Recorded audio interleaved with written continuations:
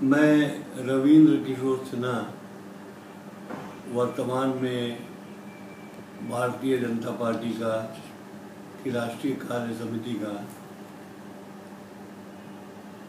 कैसे जी ठीक है। मैं रविंद्र किशोर सिन्हा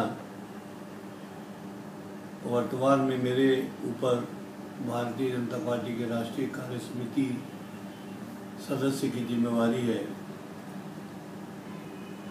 परम श्रद्धेय नानाजी हम जैसे हजारों लोगों के राजनीतिक गुरु हैं और नानाजी के साथ हमने तब काम करना शुरू किया जब हमारी दाढ़ी मूछें नहीं थी। नानाजी के बारे में अनेकों प्रसंग हैं। नानाजी में चमत्कारिक और आकर्षक, चुंबकीय आकर्षक व्यक्तित्व एक बार जो नानाजी से मिल लेता था वो नानाजी का हो जाता था। एक घटना का उल्लेख करना चाहूँगा। हम सब 1974 के जेपी आंदोलन में लगे थे। पूरा संघ परिवार लगा था और हमारे जिम्मे बहुत सारे कार्य थे जिसमें सरकारी संस्थानों से तालमेल रखना और जयप्रकाश जी की व्यक्तिगत सुरक्षा, कई चीज़ें मेरे पास थी। जेपी शेखो देवरा में थे। शेखो देवरा मुंगेर के पास एक आश्रम है जो जेपी ने स्थापित किया है। ये अक्टूबर 74 के अंतिम सप्ताह की बात होगी। जेपी से मिलने पंडित श्यामनंदन मिश्र, जो कि केंद्रीय मंत्रिमंडल के सदस्य थे उन दिनों इंदिरा गांधी जी के, राजा दिनेश सिंह उत्तर प्रदेश वाले और गंगा शरण सिंह जी आदि कुछ लोग शेखो देवरा आश्रम गए और जेपी से अनुरोध किया कि आप एक बार दिल्ली चलकर इंदिरा जी से मिल लीजिए और ये गतिरोध समाप्त होना चाहिए। ये बहुत आंदोलन लंबा खिंच रहा है। 18 मार्च का शुरू हुआ आंदोलन अक्टूबर का महीना होने जा रहा था। अक्टूबर में समाप्त होने जा रहा था। तो जेपी सरल स्वभाव के व्यक्ति थे। वो कूटनीति उनको आती नहीं थी और वो विश्वास भी नहीं रखते थे उसमें। वो एयरफोर्स के हेलीकॉप्टर से पटना आ गए, फिर एयरफोर्स के ही विमान से दिल्ली आ गए। दिल्ली में जेपी गांधी शांति प्रतिष्ठान में ठहरे और एक सफदरजंग रोड पर 1 नवंबर को शायद ये बात हुई थी। मैं अभी मेरे सामने दस्तावेज नहीं, लेकिन 1 नवंबर 74 को जेपी और इंदिरा की बात हुई। इंदिरा गांधी अपने आदत के हिसाब से बोलती कम थी और किसी एक सहयोगी को ब्रीफ करके रखती थी, वही बात ज़्यादा करता था। तो जगजीवन राम जी को उन्होंने रखा था। स्वर्गीय जगजीवन राम जी उनके साथ थे और वही ज़्यादा बात कर रहे थे। जब जेपी नहीं तैयार हुए इंदिरा गांधी के आग्रह पर, तब इंदिरा जी ने जेपी को बड़ी चुभती हुई बात कह दी कि जेपी आपको कुछ तो देश की भी चिंता करनी चाहिए। ये बहुत बड़ा कटाक्ष था।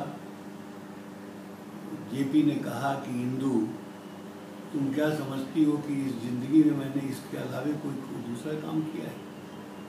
मैंने किया क्या है? देश की ही चिंता की है। फिर पटना में आकर जेपी ने ये घोषणा की कि अब विधानमंडलों को और लोकसभा को भंग करना होगा और इंदिरा से अब हमारी मुलाकात चुनाव के मैदान में होगी। 4 नवंबर का ऐतिहासिक जुलूस संभवतः, मुझे जहाँ तक याद है, कांग्रेस मैदान से हम लोग शुरू हुए और जुलूस बढ़ता चला गया। नानाजी जेपी के साथ चल रहे थे जेपी ने सिर पर एक अंगूठा रखा हुआ था, कंधे पे अंगूठा रखते थे वो बराबर। और जब हम कोतवाली पुलिस स्टेशन से थोड़ा आगे,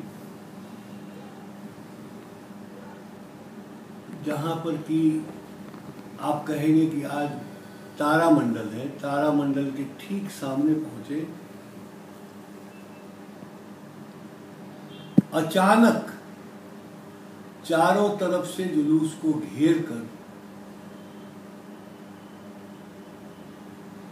और बेरहमी से पिटाई शुरू हो गई। जुलूस बिल्कुल शांतिपूर्ण था। हम सिर्फ एक ही नारे लगा रहे थे कि विधानसभा भंग करो।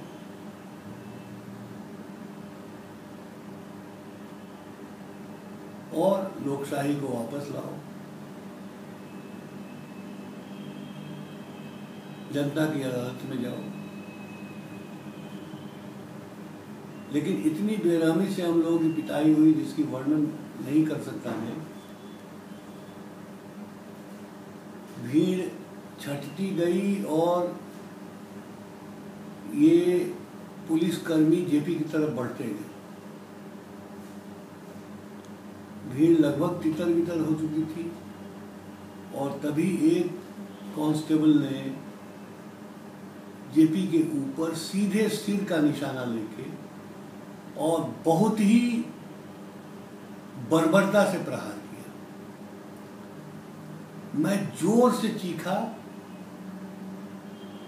और मुझे समझ में नहीं आया कि मैं क्या करूं। तो जेपी के साथ हम जेपी के ही ऊंचाई वाले 4-5 कार्यकर्ता साथ में रहते थे। तो मैंने एक तरह से जेपी को सड़क पर धकेलते हुए और मैं जेपी के ऊपर सोने की कोशिश करने लगा कि मैं जेपी के ऊपर सो जाऊं। लेकिन फिर भी मैं देख रहा था कि आखिर हो क्या रहा है। निगाहें तो उस दिशा में थी। मैंने देखा कि जो जेपी के ऊपर प्रहार आया, नाना जी ने अपना दाहिना हाथ इस तरह बढ़ा के और उस प्रहार को रोका और चटाक से आवाज हुई और नाना जी की सारी हड्डियां टूट गई। इतनी फुर्ती से नाना जी ने उस प्रहार को रोका जिसकी कल्पना आप नहीं कर सकते। अगर नाना जी ने वो प्रहार रोका नहीं होता तो 4 नवंबर जेपी का आखिरी दिन था। नाना जी की ऐसे विलक्षण गुण थे। ये जो पीछे आप चित्र देख रहे हैं उन्हीं दिनों का चित्र है जब ये घटनाक्रम चल रहे थे। और कई बार हम लोग घंटों बैठ के चीज़ों पर विचार विमर्श किया करते थे। उस समय का एक दुर्लभ चित्र है जो इसमें जो कि मैं बहुत सौभाग्यशाली हूँ कि हमारा ऐसा चित्र जेपी के साथ उपलब्ध है और कई ऐसे चित्र उपलब्ध हैं। तो ये तो बड़ी ऐसी घटना है जिसको नाना जी की कई घटनाएं हैं। नाना जी कई बार बहुत ही मजाक में बहुत बातें हम लोगों को सुनाते थे। एक बार नाना जी के पास राजनारायण जी गए रात के 11 बजे। नाना जी 8 बजे भोजन करते थे, 9 बजे तक, 9:30 बजे तक, बहुत ज़्यादा से ज़्यादा 10 बजे तक सो जाते थे। अब उस दिन लखनऊ कार्यालय में कोई था नहीं, नाना जी अकेले थे। राजनारायण ने जाके कहा कि मुझे भूख लगी है, कुछ खिलाइए। तो नाना जी ने रसोइये को बुलाया, कहा भाई कुछ है? तो उसने कहा कि नहीं कुछ नहीं, मैंने 2 रोटी रखी हुई है क्योंकि सुबह मैं बासी रोटी खाता हूँ तब मैं काम शुरू करता हूँ, वो मेरे पास 2 रोटी है। तो राजनारायण ने कहा वही लाओ। तो नाना जी ने कहा किस चीज से खाओगे? कहा नमक मिर्च मंगा दो खा लेते हैं। तब तक राजनारायण की नज़र पड़ी, नाना जी के सिरहाने च्यवनप्राश की बोतल रखी हुई थी, पूरे 1 किलो की शीशी थी, नई थी। कहा कि वो क्या है? कहा च्यवनप्राश है, कोई कार्यकर्ता दे गया मुझे खाने के लिए, 1 चम्मच खाता हूँ और 1 कप दूध पीता हूँ। राजनारायण ने कहा मेरा तो काम हो गया, अब दे दो उसको। और राजनारायण ने 2 रोटी में 1 किलो च्यवनप्राश खा लिया। तो इस तरह की बहुत घटनाएं नाना जी सुनाते थे अपने संस्मरण में। नाना जी ने हजारों कार्यकर्ता तैयार किए, हजारों प्रचारक निकाले। आज विद्या भारती का जो स्वरूप आप देख रहे हैं, नाना जी का दिया हुआ स्वरूप। पूरा विद्या भारती का काम, शिव मंदिर का काम, ये उनकी परिकल्पना है। चित्रकूट का ग्रामीण विश्वविद्यालय, गोंडा जिले को एडॉप्ट करना और उसको बिल्कुल उसका कायाकल्प कर देना, एक एक परिवार को रोजगार प्रदान करना, ऐसी ग्रामीण विकास की जो समेकित ग्रामीण विकास की जो परिकल्पना नाना जी की थी। और नाना जी की सबसे बड़ी बात तो ये थी कि वो उन्होंने, जब मोरारजी जी ने कहा कि आपको कैबिनेट में रहना है, नाना जी ने कहा कि नहीं, मैं कैबिनेट में नहीं रहूंगा। मैं उस शपथ ग्रहण समारोह में था, नानाजी देशमुख के नाम का पर्चा साटा हुआ था कुर्सी में, लेकिन वो खाली रह गया, कुर्सी खाली रह गई। नानाजी शपथ ग्रहण समारोह में नहीं गए, क्योंकि उन्होंने कहा कि नहीं, मैं सक्रिय राजनीति में नहीं, मैं सक्रिय समाज सेवा में। नाना जी के जो अन्यतम सहयोगी थे, जिनके बारे में आप कह सकते हैं, तो मैं तो कहूँगा सबसे नज़दीक, सबसे विश्वास पात्र और सबसे करीबी अश्विनी कुमार जी थे। अश्विनी कुमार जी नाना जी के सच्चे अनुयायी हैं। इसके अतिरिक्त नाना जी के साथ काम करने वाले, इमरजेंसी में भूमिगत रहने वाले ऐसे लोग डॉक्टर मुरली मनोहर जोशी, जगदीश प्रसाद माथुर, डॉक्टर महेश दत्त शर्मा, ऐसे लोग हैं। सुब्रमण्यम स्वामी नाना जी के जिसको कहेंगे कि पट्ट शिष्य थे। शत्रुघ्न सिन्हा आज जो है वो पार्टी में आए, वो नाना जी की वजह से आए, नाना जी लाए। ऐसे कितने संस्मरण सुनाए हैं, वो इसका अंत नहीं होगा। मैं इन्हीं शब्दों के साथ परम आदरणीय, परम श्रद्धेय, प्रातः स्मरणीय नाना जी को अपनी श्रद्धांजलि अर्पित। सहयोग प्रकोष्ठ बहुत ही अच्छा कार्य कर रहा है और नाना जी के जन्मदिन को एक वृहद रूप में और एक अच्छे ढंग से मनाने का कार्य ये करके सहयोग प्रकोष्ठ ने नाना जी का सम्मान नहीं बढ़ाया, अपना सम्मान बढ़ाया है।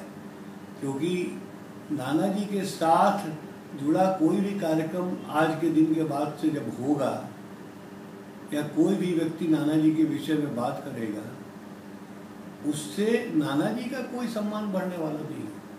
नाना जी तो परम विभूति है। जो साथ में जुड़ेगा, जो उनके नाम की सेवा में लगेगा, वो अपना उत्थान करेगा और उसका अपना भला होगा। धन्यवाद।